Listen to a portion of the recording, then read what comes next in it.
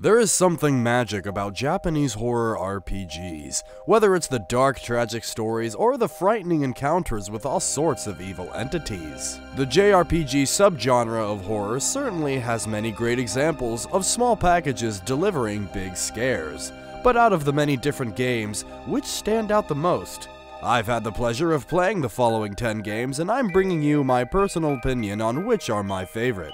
Again, this is my personal opinion. If you disagree with my list, let me know what you think down in the comments which games you like the most. I would also like to mention that all of these games are good games. There's not a bad game in the bunch. So this is just the ones that I kinda like more. Again, personal opinion, so what do I know? Now, let's dive into the world of Japanese horror role-playing games. Number 10. It Moves. It Moves tells the story of an unnamed boy who sleeps in a bunk bed and has nightmares about some entity that occupies the bunk beneath him. Each night, a new nightmare awaits him and you must solve the challenges and survive. This game doesn't rely on jump scares, and it sets up its horror with more things just out of sight moving in the darkness. I also really enjoyed the creepy sound design in this game. It's a great game for those who despise jump scares and want a more subtle approach to their horror. Now, for me personally, I ranked this as my least favorite because even as I rewatched my playthrough, there was nothing that really stuck out for me. There are some cool moments here and there, but it's honestly for me largely forgettable. Nothing ever really chases you, and there's no real tension for me in this one, and that's why It Moves finds itself as number 10. Number 9.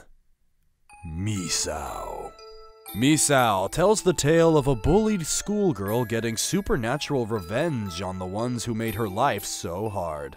You play as Aki, either a boy or girl, who is Misao's friend. You must navigate through your school that has been placed under a powerful curse by Misao. You must solve puzzles and steer clear of many traps which lead to instant death. Only by gathering Misao's scattered remains and laying them to rest will the curse be lifted. As you make your way through the school, you will also unravel the mysterious disappearance of Misao.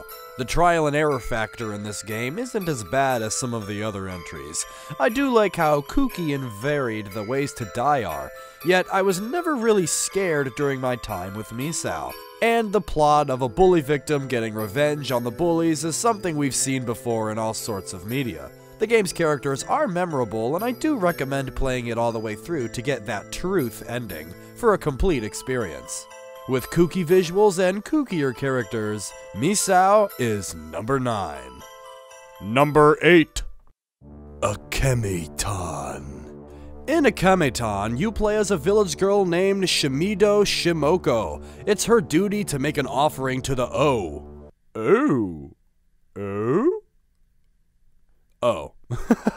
the spirits who protect her village. But someone just had to eat some of the offering, and the spirits get super pissed off.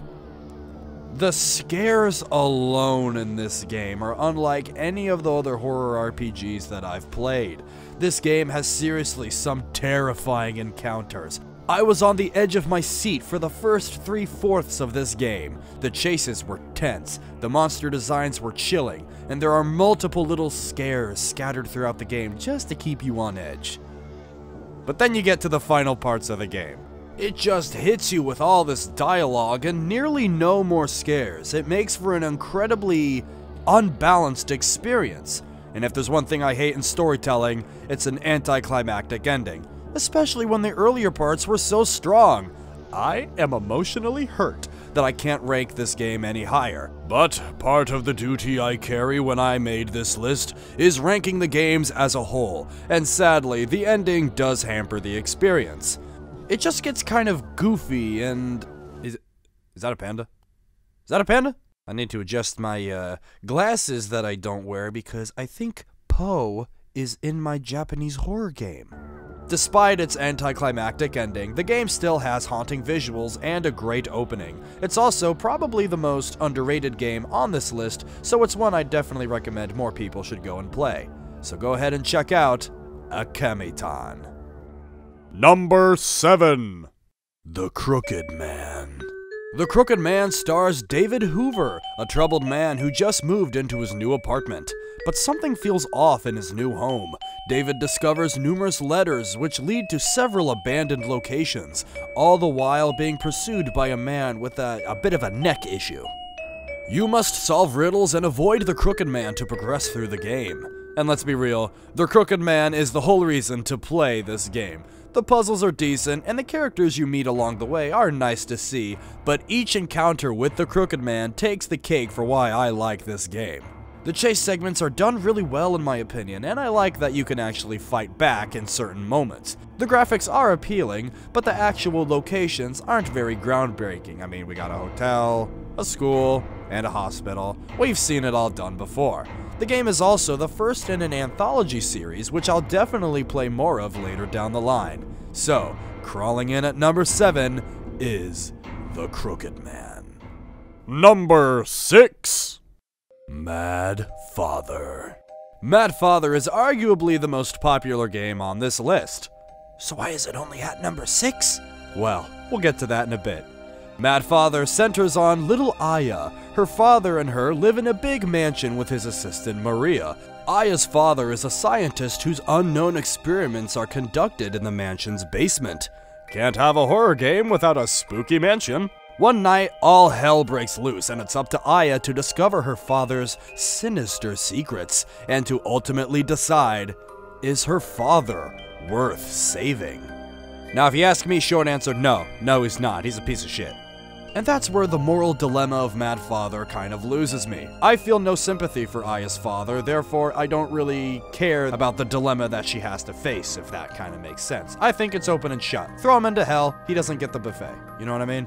Despite my problems with the moral dilemma, the story of Aya and her father is truly unique in the game, and it offers a tale that I haven't seen before told in any medium. There are a lot of jumps in this game, but I ultimately wasn't too creeped out during my time with it. You what? I know, one of the most popular horror RPGs, and it just doesn't scare me all that much. It's creepy, yeah. It's got spooks, yeah, but I just never found myself truly terrified. But may I halt your hate comments by saying that this game looks fantastic. I know it recently got a remake, but it always has looked really damn good. And this is still one of the best horror RPGs out there, it's just not very high on my personal list. It's one of the greats for a reason. You should definitely check out the remake on the Nintendo Switch. Number 5. Angels of Death. Murder and gore galore!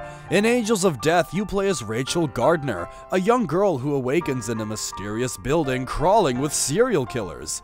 She forms a strange bond with one of the killers, Zach. She'll help him escape the building, and in exchange, Zach will willingly murder Rachel. That's right, Rachel's main objective in the game is to be killed by Zach. That premise alone has me hooked. I've never seen a partnership like Ray and Zach, and watching their friendship blossom is oddly wholesome, you know, given the whole murder circumstances. Each killer you come across is very memorable in how they test Zach and Ray's uneasy alliance. There's only 2 issues I have with Angels, and it's the game is more of a thriller than a straight-up horror game, and the dialogue can be a little repetitive. For me, it's the bond that forms between Zach and Ray that makes this a truly great game. It even has an anime adaptation, which is actually pretty decent. So if you want a dark story that's not very scary, Angels of Death is what you need. Number 4. The Witch's House. In The Witch's House, you play as Viola, a young girl trying to escape the witch's house. That's way easier said than done, however. This game is full of instant death. You enter here, you die. You touch that, you die. You blink, dead. The deaths are a little cheap on occasion, but they keep you on edge the entire time. Unlike the instant deaths in Misao, these traps will chase you and force you to react very quickly. There are many occasions when you walk into a room just dreading taking another step. The final chase is also one heck of an endurance round that tests your reflexes. Depending on the ending you get, it leads to a truly jaw-droppingly devastating ending that leaves you feeling hollow. While not for the faint of heart, but if you can be quick, then you should pay a visit to the Witch's House. Number 3. Dreaming Mary. JRPGs have a reputation for having cutesy graphics and sinister stories, and this game is the ultimate example. You play as Mary, a little girl who dreams of playing with her animal friends in a bright pink dream world. But behind the bright colors and cute graphics lies a dark, horrible truth. I've been intentionally vague describing a lot of the games on this list, but with this one, that is literally all I will say. It is short, it is scary, and it's more of a side-scroller than a traditional RPG. Dreaming Mary is a perfect little nightmare that deserves your time. Now, before we get to the top 2 picks, I wanted to take a moment to thank our sponsors. Hang on, what? No sponsor. Oh. Well then, never mind then. Alright, no sponsors. Just remember to go ahead and subscribe to this channel if you're enjoying the videos so far. I really appreciate it. Number 2. Aoni. In Aoni, you play as Hiroshi, who heads to a supposedly haunted mansion with his friends, which turns out, there's just a giant purple monster living there. You know, that old chestnut.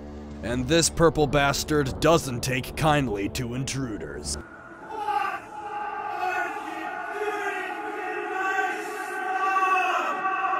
The Aoni is the best antagonist I've faced in an RPG. It looks a little goofy to some people, which I do understand, but he genuinely creeps me out. The chase music is simple, but gets your blood pumping each time you hear it.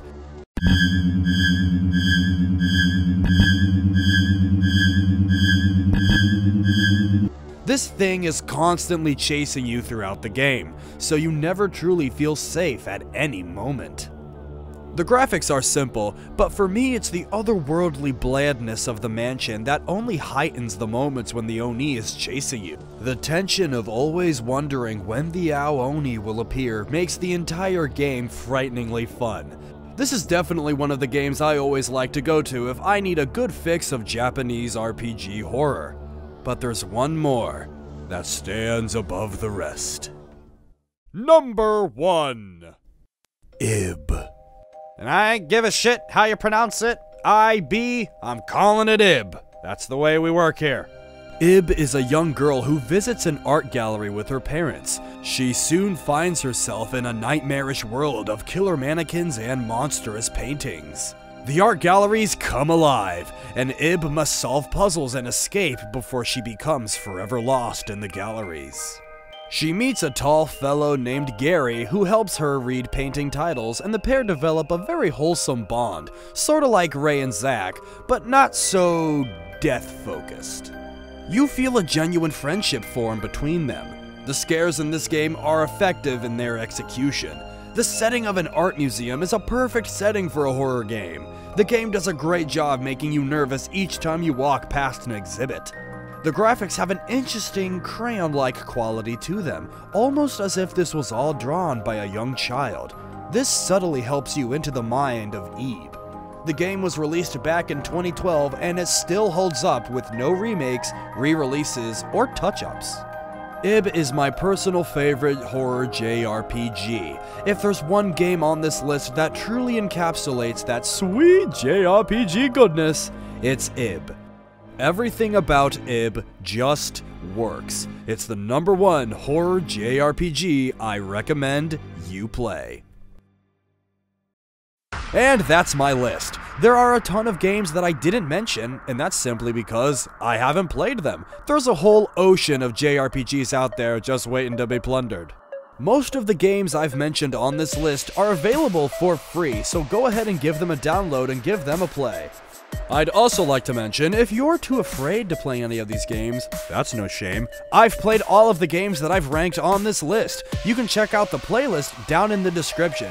I'll also continue to stream my future JRPG playthroughs along with other scary game streams as well, so subscribe to my channel, Dill in the Dark, so you don't miss any of the fun. We get scared, we hang out, and we just have fun. So, once again, I'm Dill in the Dark, and I'll see you around.